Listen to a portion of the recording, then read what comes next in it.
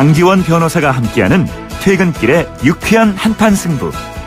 강지원의 뉴스 정면 승부.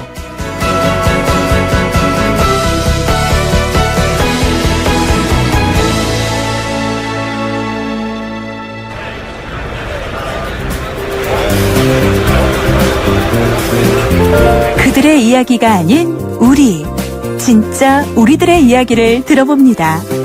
시장에서 만난 오늘의 민심, 시장의 소리. 안녕하세요. 저 불광시장에 장을 보러 나온 차현지라고 하는데요. 요즘 포퓰리즘 공약이 너무 많은 것 같아요. 그러니까 얼핏 들어도 어떻게 그걸 실행할 수 있을까 싶은 공약이 많은데요. 어떤 공약이라도 좀 진정성 있고 실천할 수 있는 의지가 있는 공약을 지지하고요. 거짓 공약이 아닌 이행할 수 있는 공약으로 대한민국이 바로 서길 바랍니다. 이번에 세월호 사건으로 가슴이 너무 아팠습니다. 무엇보다도 생명과 안전을 위한 공약에 관심을 두겠습니다. 지하철을 타는 것도 무섭고 버스를 타는 것도 무섭고 단체로 움직이는 것도 무섭더라고요. 이렇게 겁이 나는 현실에서 제가 아직 미혼이지만 어떻게 아이를 낳고 키울 생각을 하겠어요. 안전 예산에 있어서도 그 투명한 진행이 되길 바랍니다. 그리고 안전 교육과 안전 의식에 대해서 좀 더 변화가 있을 수 있는 그런 공약이 있었으면 하고요. 대중교통이 좀 더 안전하게 거듭날 수 있는 합리적인 제안을 하는 공약에 한 표를 행사하겠습니다.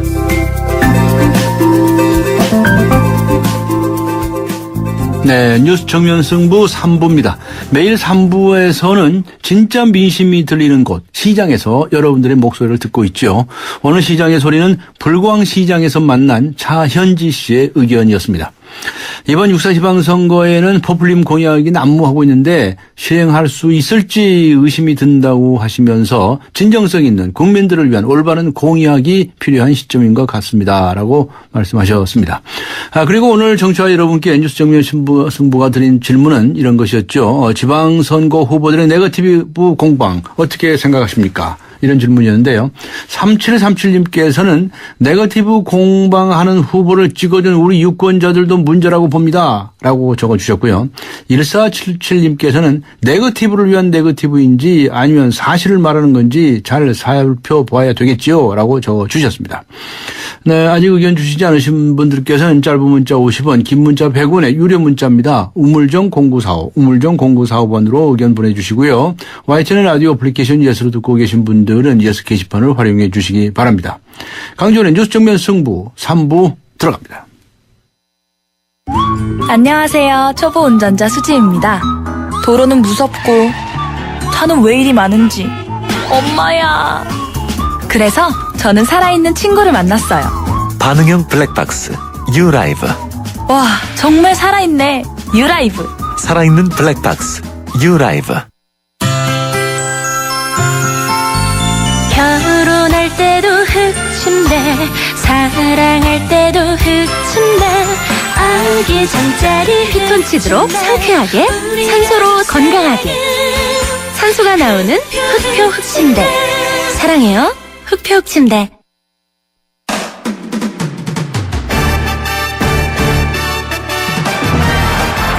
네, 뉴스 정면 승부 3부 스포츠 소식부터 알아보고 가죠. 일간 스포츠의 이은경 기자 연결합니다. 안녕하세요. 네, 안녕하세요. 네, 주신수 선수가 5경기 연속 안타를 쳤네요.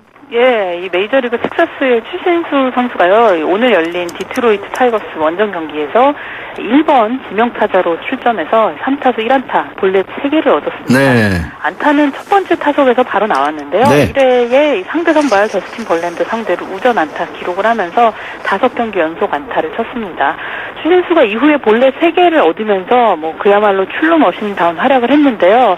타율은 3할 1푼, 그리고 출루율은 4할 4푼 1리로 좀 올라갔습니다. 텍사스가 오늘 12대4로 크게 이겼는데 추신수가 한 경기에서 3번 이상 출루했을 때 텍사스 승률이 66%가 조금 넘고요.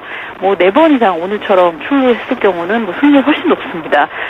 왼쪽 발목이 추신수 선수 지금 좋지 않다고 하는데 네. 사실 오늘 경기에 결장할 수도 있다는 현재 언론 보도까지 나왔지만 지명타자로 출전해서 수비 부담을 덜면서 오늘 아주 좋은 활약을 했습니다. 네. 프로야구에서는 아주 삼성이 아주 잘 나가고 있네요. 파죽의 11연승 이어가고 있죠. 네, 삼성이 어제 열린 이 넥센과의 프로야구 홈경기에서요, 18대2로 대승을 거두면서 11연승을 달렸습니다. 투타 모두 뭐 완벽에 가까웠는데 어제 경기 선발 벤덴홀크가 9이닝 2실점으로 완투를 했고요. 삼진은 11개나 잡았습니다. 또 타선은 안타 23개를 치면서 18점을 뽑아냈는데요. 특히 3회 말에는 한 이닝에 8타자 연속 안타가 터지면서 무려 11점을 뽑아냈습니다. 삼성이 11연승 하는 동안 그 기아와 롯데, 넥센까지 이 세 팀의 3연전을 모두 쓸어 담았는데요. 프로야구 역대 최다 연승이 2009년에 SK가 기록한 22연승이고 네. 삼성의 팀 자체 최다 연승이 1986년에 기록한 16연승이라고 하는데 네. 이 기세라면은 팀 최다 연승 16연승 넘어서지 않을까 하는 전망도 나오고 있고요. 한편 어제 재미있는 에피소드도 있었죠. 이 삼성 이승엽 선수가 10대 0으로 앞선 3회 말에 시즌 8호 장외 5월 3점 홈런을 쳤는데요. 아직 그 의식을 회복하지 못하고 병원에 있는 이건희 삼성전자 회장이 이승엽 선수 홈런이 나온 순간 눈이 크게 뜨면서 표정이 달라졌다. 이런 소식이 이제 가족한테 전해지면서 굉장히 야구장에서 화제가 되기도 했습니다. 네, 알겠습니다. 오늘 말씀 여기까지 듣도록 하겠습니다. 수고하셨습니다. 네, 감사합니다. 네, 전화 상태가 고르진 못했습니다. 청취자 여러분께 양해 말씀 구합니다. 지금 시각은 7시 16분을 가리키고 있는데요. 이 시각 교통 상황 어떤지 알아보죠. 박화영 캐스터입니다. 네, 경부고속도로 서울 쪽으로 양재와 서초 사이 사고가 나서 2차로가 막혀 있고요. 양재에서 서초나들목 사이로 속도도 안 나고 있습니다. 지금 외곽으로 가는 길은 한남에서 서초 사이로 시속 20-30km 내입니다. 동부간선도로 성수분기점 연결로 동부간선도로와 영동대교 사이 2차로에 낙하물이 있다는 제보 들어왔습니다. 참고하셔서 안전하게 지나셔야겠고요. 도심으로 가는 길은 사근램프 지난 지점부터 성수분기점까지 가다서다 하고 있습니다. 마포대교 남단과 북단 사이 5차로에 추돌사고가 있었는데요. 현재 4, 5차로를 중심으로 속도 떨어져 있고요. 남부순환로는 수서 쪽으로 화곡 입구에서 신월 사거리, 서부 트럭터미널에서 오류나들목, 시흥나들목에서 구로 전화국, 음연삼거리에서 양재 지하차도, 매봉역에서 하겨울역 쪽으로 속도를 못 내고 있습니다. 통일로는 구파발 쪽으로 서울역에서 독립문 쪽으로 밀리고요. 불광역과 복원원, 홍은사거리에서 무학재 까지는 반대쪽으로도 밀리고 있습니다. 뉴스 정면승부 교통정보였습니다.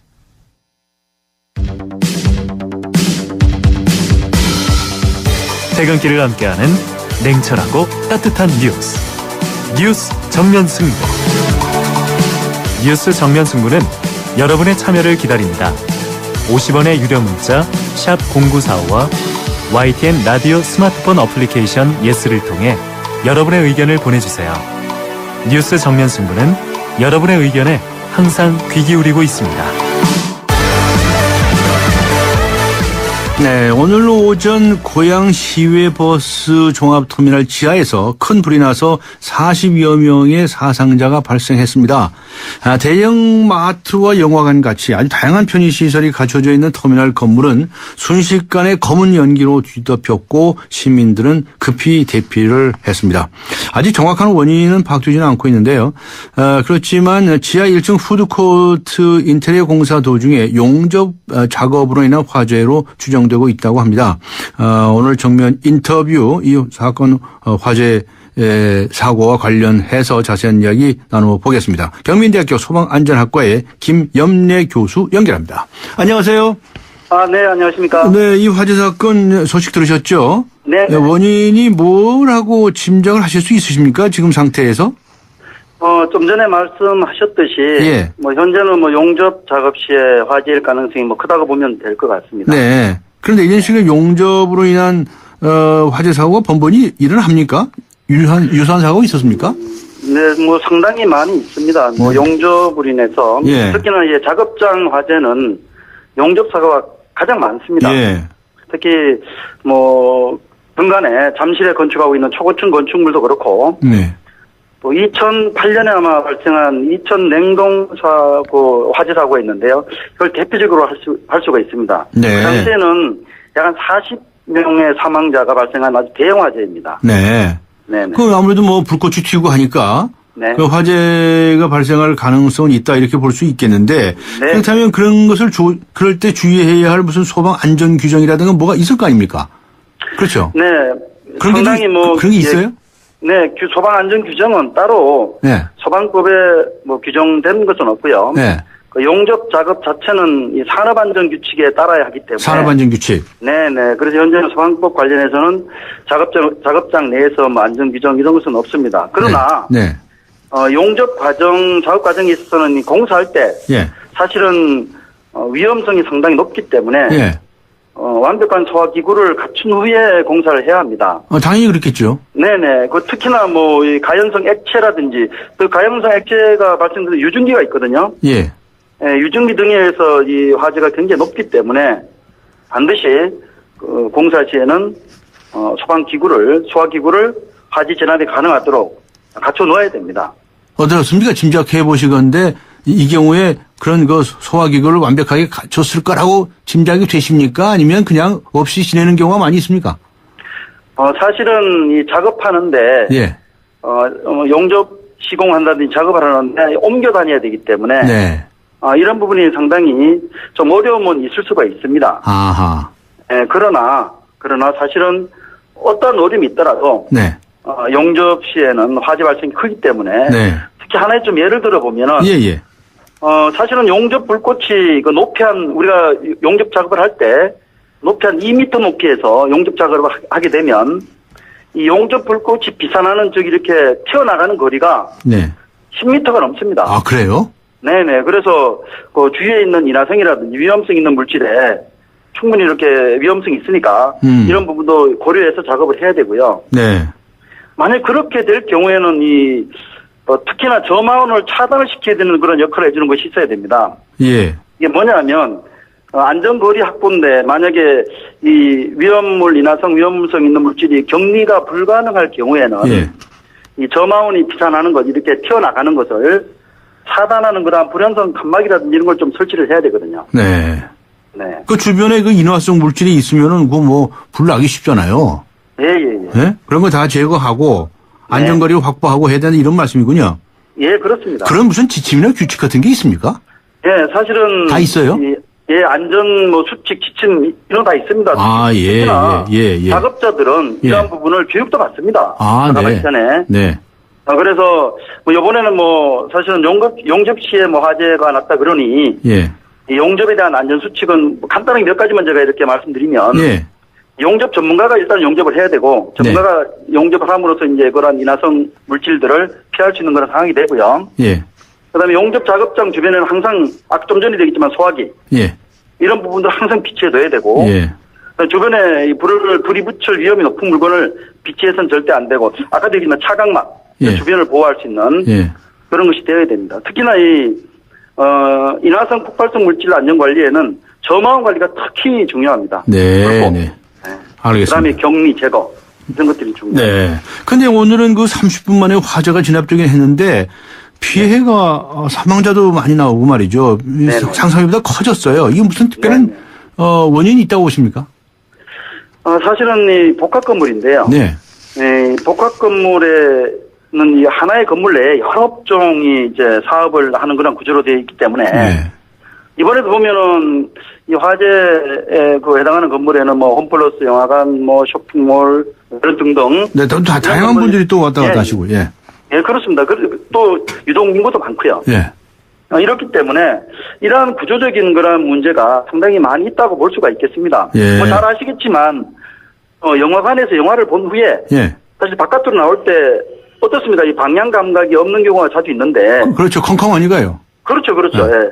그래서 이제 만약 화재가 났을 때는 이 대처 방안이 없다는 것입니다. 네. 물론 안내자도 있고 하지만 네. 이런 위험 대처가 좀 위협하고 그래서 이 건물 출입할 때 이 출입자가 사실은 어렵겠지만 미리 피난 계단하고 대피 요령을 숙지한 것이 아주 최우선일 것입니다. 그러니까 이제 대형 쇼핑몰이라든가 종합터미널이라든가 이런 시설을 이용하시는 분들이 미리미리 그 대피로가 어디 있는 것도 알아두라는 거 아닙니까? 그렇죠. 그런데 도대체 어디에 설명서가 붙어 있는지도 몰라요. 보이지도 않아요. 그러시죠. 예? 그거 찾기 쉽습니까? 네, 조금 이제 그런 문제점이 있는데 하여간 이것이 이제 안전이란 것은 몸에 익어야지만 몸에 익숙해야지만 행동이 따라 나올 수가 있거든요. 네. 예, 그렇지 못하면 상당히 위험에 처하게 됩니다. 이번에 이제 피해자를 발견하는데도 굉장히 힘이 들었대요. 소방관들이. 어디서 사상자가 나타났는지 모르니까요. 발생했는지 모르니까요. 네. 자, 이렇게 어느 지점에서든지 간에 일을 보다가 갑자기 불이 났다라고 할 때 어떻게 해야 됩니까? 사실은 이제 화재에 대한 여러 가지 예. 대처인데요. 앞에 말씀하신 대로 피난 계단 알아가지고 도피하라 이런 말씀이시죠? 예, 물론 이제 그것이 가장 중요한데. 네. 그러나 이 건물 안에 만약에 갇혔어요, 사람이. 예. 그러면 침착해야 됩니다, 우선. 침착해라. 예, 아주 침착해야 되고. 네. 이제 화재가 제가 한 두세 가지만 제가 말씀을 드릴 텐데요. 네. 예, 화재가 발생해서 불길이나 연기가 주위에 이렇게 접근하게 되면. 네. 대피가 어려울 때는 무조건 계단이나 통로나 대피하기보다는. 예. 건물 내에. 예. 안전 조치를 취한 후에 외부의 구조를 좀 기다려야 됩니다. 아하. 무리하게 화재난 곳으로 연기가 나는 곳으로 뛰어간다면. 네. 상당히 위험하게 될 것입니다. 네. 그리고 또 연기가 이제 창문이나 문틈 사이를 이렇게 세워 들어오면. 예. 담요나 시트 이런 것들로 적셔서 물로. 네. 틈을 막아줘서, 유독성 가스를 좀, 시간을 지연을 좀 시키고, 낮은 자세로. 엎드려서 짧게 숨을 좀 쉬어야 됩니다. 네. 이렇게 해서 위급한 상황을 좀 시간을 좀 길게 잡아서 구조를 기다리는 것이 가장 바람직하다고 볼 수 있겠습니다. 네. 세월호 참사 때문에 온 국민들의 관심이 이제 집중이 되지 않을 수가 없는데, 이런 이 대형 복합 건물, 이런 데서 또 이런 사태가 발생하지 말라는 법이 없지 않습니까? 그런데 이런 데 대한 대비가 전혀 없다. 마지막으로 간단히 무엇을 우리가 어떻게 해야 되는지.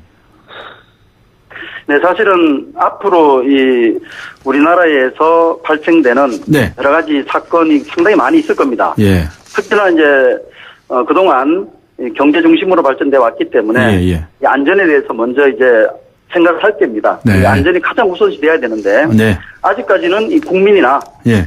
어떤 조직이 아직까지는 뒷받침이 좀 되어지지 않는. 예. 그런 상황입니다. 그래서 이런 부분들을 우리 알겠습니다. 국민이 스스로가 좀 인지했으면 좋겠습니다. 이런 대형 건물에서 말이죠. 화재가 나면 이게 방화벽 같은 게 내려오지 않습니까? 네네네. 이번에는 그런 게 다 잘 돼 있었답니까?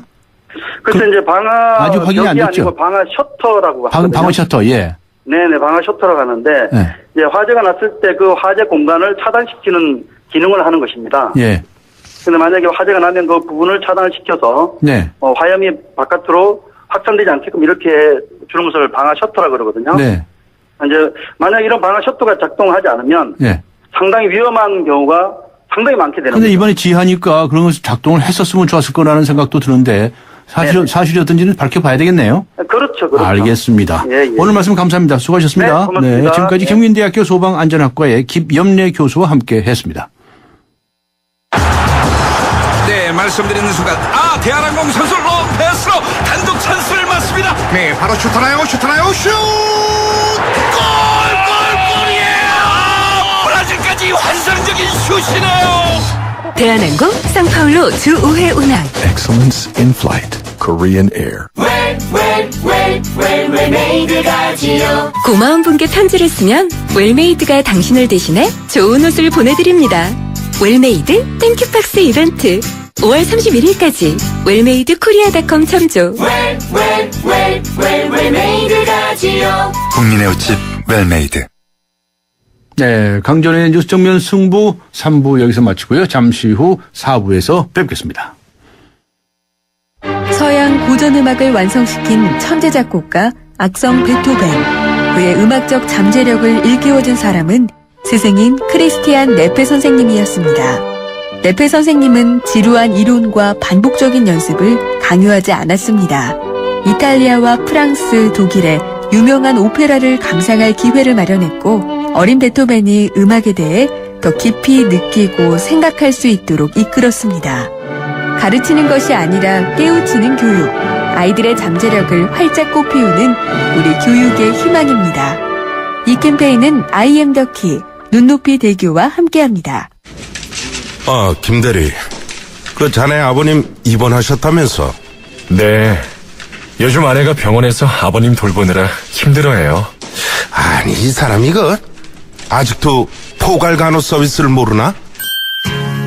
보호자가 곁에 있지 않아도, 간병인을 따로 구하지 않아도 병원의 간호 인력이 환자의 회복을 도와드리는 포괄간호 서비스. 간병 부담은 줄어들고 입원 서비스의 질은 올라가고. 포괄간호 서비스 병원. 지금 바로 확인해보세요. 이 캠페인은 보건복지부와 국민건강보험공단이 함께합니다.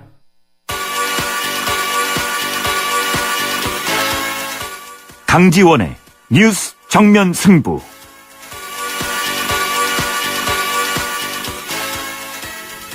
네, 강전의 뉴스 정면 승부 4부입니다. 오늘 청취자 여러분께 지방선거 후보들의 네거티브 공방 어떻게 생각하십니까? 라는 질문을 드리고 있습니다. 우물정 0945번, 우물정 0945번 활용해 주시기 바랍니다. 추첨을 통해서 정통시사주간지 주간경향 구독권을 보내드리도록 하겠습니다. 4부 들어갑니다. 안녕하세요. 초보 운전자 수지입니다. 도로는 무섭고 차는 왜 이리 많은지. 엄마야. 그래서 저는 살아있는 친구를 만났어요. 반응형 블랙박스 유라이브. 와, 정말 살아있네. 유라이브. 살아있는 블랙박스 유라이브. 우리 집 통신 대표 번호 101. TV지를 101로, 인터넷을 101로, 홈보이도 101로, 모두 가입해. CCTV만 봐도 101로. 함께 101. 우리 집 통신은 101로. 모두 다 해결해요. LG U+.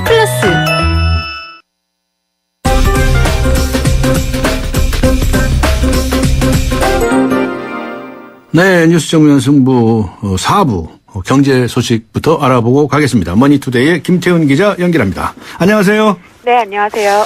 네, 이 유병헌 씨 일가 계열사죠. 주식회사 아해. 이 아해라는 회사가 85억 원 규모의 아랍에미리트 원전 폐기물과 관련된 설비를 수주했다. 이렇게 드러났네요.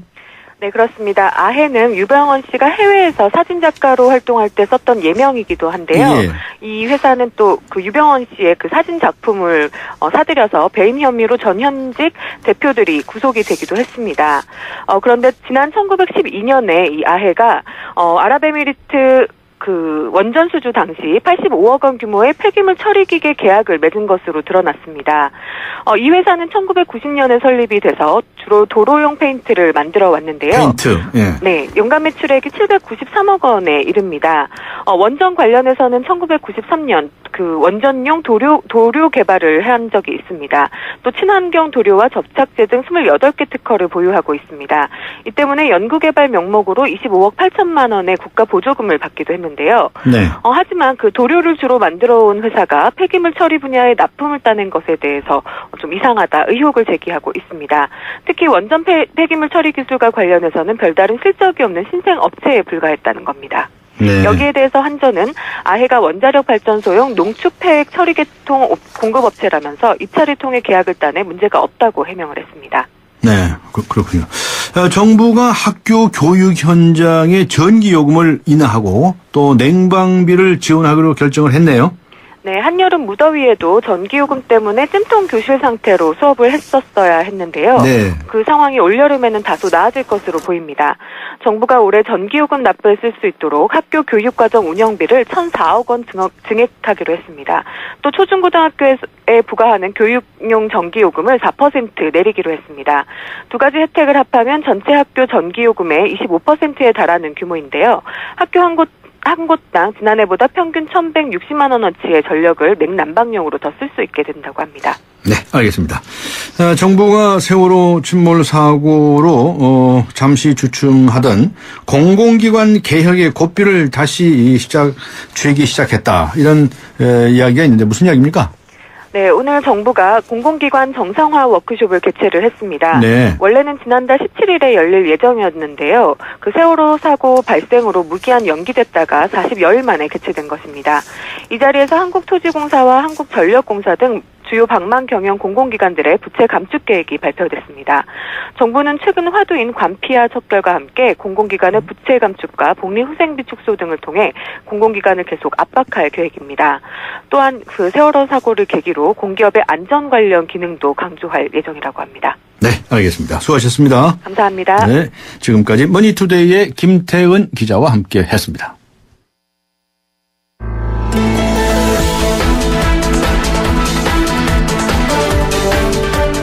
세상을 바꾸는 정면 승부.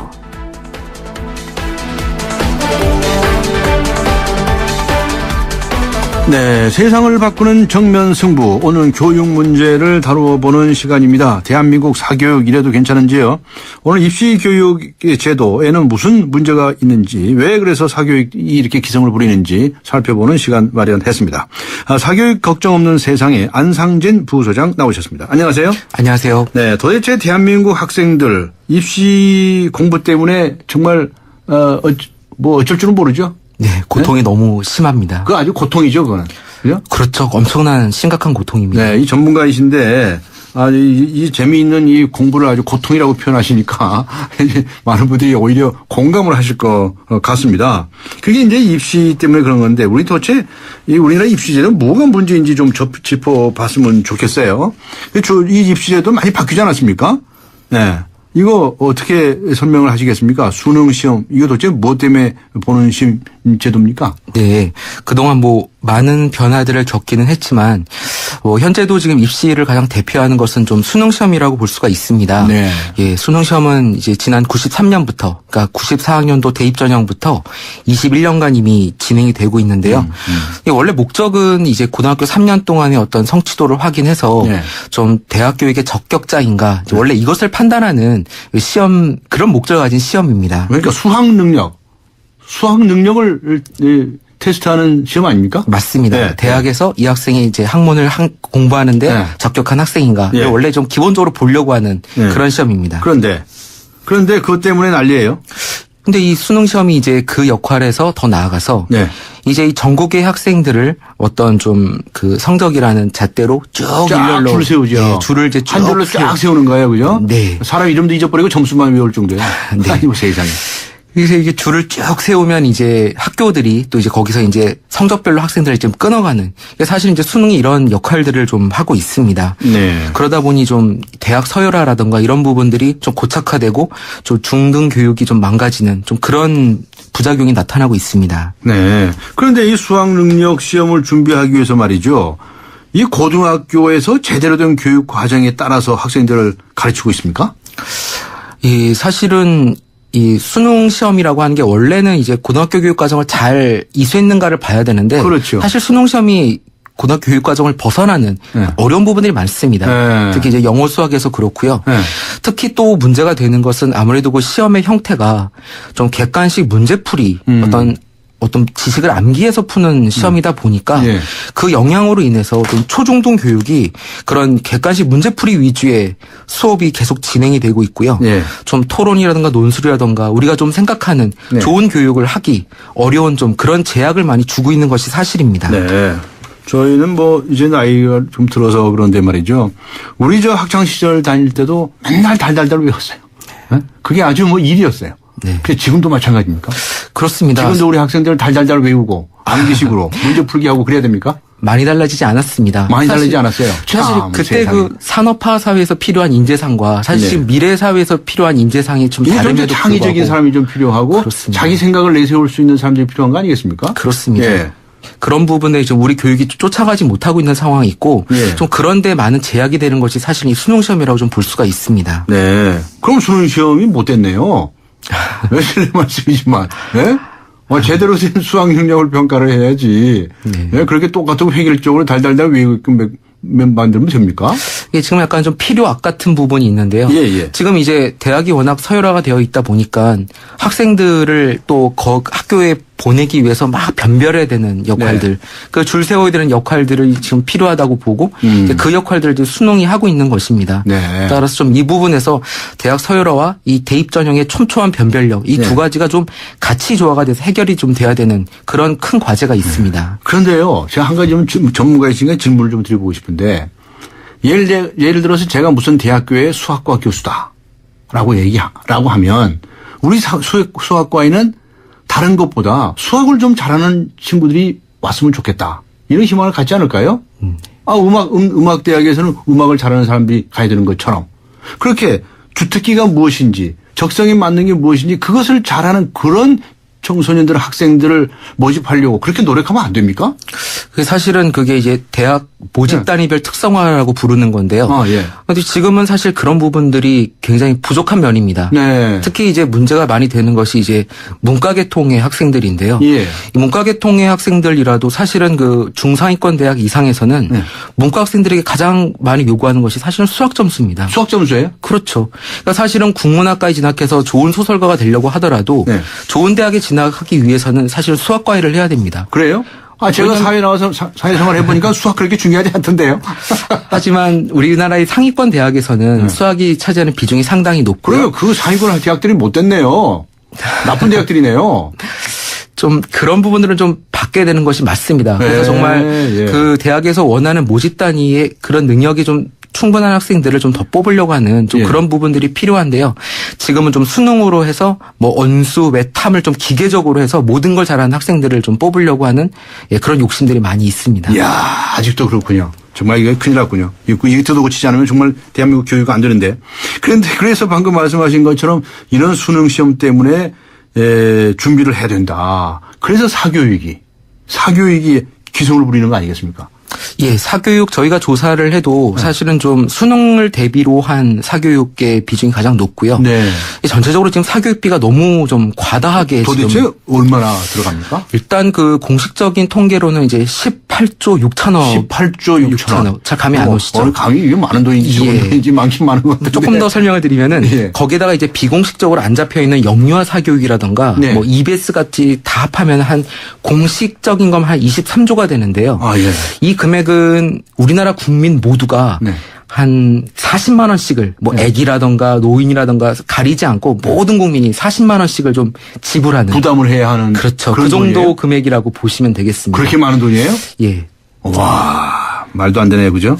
네. 그래서 사교육 없애는 이 단체를 만드셔가지고 활동들 하시는군요. 네, 알겠습니다. 대학 서열화 말씀도 앞에 하셨는데 또 이 대학 서열화라는 것도 바로 이런 식의 획일적인 시험 가지고 결국은 서열화가 되는 겁니까? 대학 서열화가 사실 심각한 문제인데요. 원인은 뭐 크게 세 가지 정도로 꼽을 수 있습니다. 방금 말씀드렸던 어떤 촘촘한 수능 점수로 대학에 가게 되면 그 대학은 그 뽑힌 입학생들의 성적을 가지고 이제 서열화가 됩니다. 그래서 그러다 보니 그게 첫 번째 원인이고 두 번째는 그게 워낙 강하다 보니까 좀 대학 간의 공정한 교육 경쟁 그것이 너무 없습니다. 그러다 보니까는 뭐 어느 대학 경영과가 어느 대학 경영과보다 참 잘한다 뭐 이런 식으로 해서 그것이 뒤바뀌지 않고 어떤 입학 성적이 좀 좌우가 되다 보니까는 좀 그런 원인 중에 하나가 그런 대학 간의 교육 경쟁이 없다라는 것이 두 번째 원인이고 세 번째는 결국은 이렇게 나왔을 때 결국 사회에서의 채용 시장에서 그런 좋은 학벌이라든가 좋은 대학이 아직도 우대받는 좀 이런 것들도 대학 서열화를 좀 고착화시키는 원인이라고 볼 수가 있습니다. 그 대학 간판을 아무짝에 쓰면 없던데요. 저 같은 사람 세상에 나와서 이제 뭐 사람도 채용도 해보고 또 이제 지원도 해보고 여러 가지 많이 해봤는데 대학 간판 진짜 그거 무시해야 되겠던데요. 왜냐면요 소위 말하는 무슨 스카이 대학 나왔다고 해서 꼭 일 잘하고 성격 좋고 출중하고 그런 거 절대로 아니에요. 달달달 외우는 기술만 발달해가지고 말이죠. 잔머리만 굴리고 말이죠. 그런 사람 맞습니다. 제가 더 고소 나갈지 모르겠지만 사실은 사실대로 말해야 되겠죠. 그래서 사실은 채용 시장에 들어올 때도 그래서 이게 지원하는 사람들의 어떤 충분한 역량을 좀 평가할 수 있고 좀 그런 사람들 잘 준비된 좀 비록 대학이 좀 떨어진다 하더라도 잘 준비된 사람들을 많이 뽑아주고 채용해야 그런 서열화가 많이 좀 이렇게 완화될 수 있는데요. 아직도 좀 우리 사회에서 좀 소위 말하는 학벌이라든가 좋은 그 학교에 대한 부분들이 워낙 그 학교가 갖고 있는 것 이상으로 좀 많이 평가받다 보니까는 이런 대학 서열화가 좀 공고하게 되는 부분들이 있습니다. 그렇군요. 근데 이런 교육을 시키는 교사분들도 이거 정말 참 하기 싫은 일을 억지로 하는 느낌이 아닐까 싶어요. 교사들도 고통스러워하지 않습니까? 어려움이 있습니다. 특히 좀 저도 이제 학교 현장에서 교사를 했는데요. 좀 참교육을 하고 좀 좋은 평가라던가 좋은 교육을 하려고 하는 선생님들이 사실 아직도 수능 시험이라는 데 제약을 많이 받습니다. 좀 깊이 있는 수업을 하고 이렇게 다양한 내용들을 해주려고 하더라도 학생들이 저게 수능 시험에 나오는 걸까? 또는 또 학부모들도 수능 시험에 안 나온 것은 아주 무시해 버리는 거예요? 아무래도 아직도 교과들에서 그렇게 수능 시험에 나오는 교과 나오지 않는 교과는 많은 차이가 있습니다. 그래서 그런 시험 위주로 많이 되고 그런 문제풀이식 그래서 좋은 그냥 강의를 해주는 교사들을 많이 선호하다 보니까 아무래도 좀 다양한 토론 수업이나 글쓰기 수업 좀 이런 수업을 하려고 하는 교사의 경우는 그런 것들을 좀 환영받지 못하는 거죠. 그래서 그런 데에 대한 제약들이 좀 있습니다. 그렇군요. 자, 대학 입시를 또 고쳐야 정말 그 대학에 가기 위해서 준비하는 고등학교 단계 또 중학교 단계 초등학교 단계가 정상화되지 않겠느냐라고 해서 대학 입시에 우리가 관심이 많죠. 그럼 대학 입시가 좀 제대로 된 이 공교육이 될 수 있도록 그렇게 유도를 해주면 좋겠는데 이 대학 입시는 맨날 앞에 말씀하신 것처럼 똑같아요. 그런 이 잔머리나 굴리고 앉아 있어요. 그러니까 이제 아주 분노를 느끼지 않을 수가 없는데 대학 입시 이걸 고친다고 여러 가지도 많이 해보지 않았습니까? 뭐 대학 입시 입학 사정관제도 만들어보고 뭐 저거 점수를 늘렸다 뺐다 뭐 별의별 짓을 다 해봤는데 이거 근본적으로 고치는 방법 없을까요? 그렇다 하더라도 예전에 비해서는 사실은 좀 수시가 많이 확대가 되면서 이제 좀 수능에서의 어떤 촘촘한 점수 위주의 변별력뿐만 아니라 그렇게 하지 않고도 좋은 학생들을 좀 뽑을 수 있다는 것들이 그래도 좀 인식이 많이 바뀌어 있는 상황입니다. 그래서 지금 우리가 이런 대학 입시의 어떤 촘촘한 변별력을 요구하는 것들에 대해서 저는 이제 좀 사회적으로 합의가 좀 되어서 우리가 우리 아이들에게 이런 것들을 너무 강요하지 않겠다라는 합의를 통해서 점점점 완화시키는 것들이 필요하고요. 이렇게 대입 전형을 완화시키는 것뿐만 아니라 이 대학 서열화를 완화시키는 이 두 가지를 같이 좀 노력할 필요가 있습니다. 한 가지가 되고 한 가지가 되지 않으면 사실은 부작용이 커집니다. 예전 노무현 정부 때 사실은 등급제를 한번 시행을 해보려고 했는데 이제 등급제라는 거는 지금처럼 어떤 백분이라던가 어떤 그런 표준 점수가 아니라 굉장히 크게 9등급제로 해가지고 좀 듬성듬성 뽑으려고 했는데요. 그때도 사실은 좀 그런 걸 통해서 좀 대학 서열이 많이 완화되는 효과들을 좀 생각해 봤는데 사실 아직 그때만 하더라도 좀 사회적 합의가 좀 부족하다 보니까 이 대학들은 다 서열화되어 있는데 이 대입 전형만 이런 식으로 바뀌니까 매치가 안 되는 거였습니다. 그래서 많은 항의를 통해서 다시 지금의 상태로 돌아왔는데요. 좀 이제는 우리가 이렇게 우리 아이들에게 좀 촘촘한 변별력과 이런 부분들을 요구하지 않으면서 좀 최대한 대입 전형을 완화시키면서 대학 서열화를 풀어나가는 이런 노력들이 좀 사회적으로 같이 필요한 그런 상황입니다. 네. 이거요. 간단합니다, 이거. 눈을 동그랗게 뜨시고 절 쳐다보시는데 이게 라디오가 됐어서 우리 안 부소장님 표정을 보시는데 이거요. 우리나라는 대학교를 말이죠. 대학 고등학교를 졸업하는 학생의 70%, 80%가 진학을 합니다. 그런데요. 선진국이 어디 그런 나라가 있습니까? 저번에 그 스위스 29%가 대학을 가요. 독일 30%, 40% 정도가 대학을 갑니다. 그러니까 그러면 대학이 안 가는 학생들은 바보 멍충이들이냐? 절대로 아니죠. 그죠? 일찍부터 자신의 적성을 찾아가지고 개발을 해서 성공하는 학생들이거든요. 나머지 대학이 안 가는 70%, 80, 60%의 이 청소년들이. 그렇죠? 그런데 이렇게 70%, 80%를 이렇게 많은 학생들이 줄 서 있으니까 대학들이 정신 못 차리고 이렇다. 좀 그렇게 보는 겁니다. 그래서 저는요. 제가 한마디 할까요? 대학 안 가기 거부 운동을 해야 됩니다. 대학 다 때려치우고 가지 말자. 그리고 정말 고등학교 때부터 내 적성을 찾아가지고 내가 하고 싶은 일, 내가 하고 싶은 건 요리다. 또 플로리스트다. 뭐 이렇게 하고 싶은 게 있을 거 아니에요. 그걸 할 수 있게 해주는 겁니다. 그러면 대학이 엄청나게 변할 거라고 생각하는데 제가 뚱딴지 같은 말씀인데 지금 아무래도 우리도 지금 고졸 채용들 많이 확대하고 있고 노력들을 하고 있는데요. 많이 해야 됩니다. 네. 아직은 좀 사회적 인식이라던가 아무래도 환경 부분에서 좀 많이 미흡한 부분이 있어서요. 이제 말씀하신 부분들은 좀 사회와 함께 채용 시장과 함께 좀 움직여야 되고 사실 중요한 부분 말씀을 하셨는데요.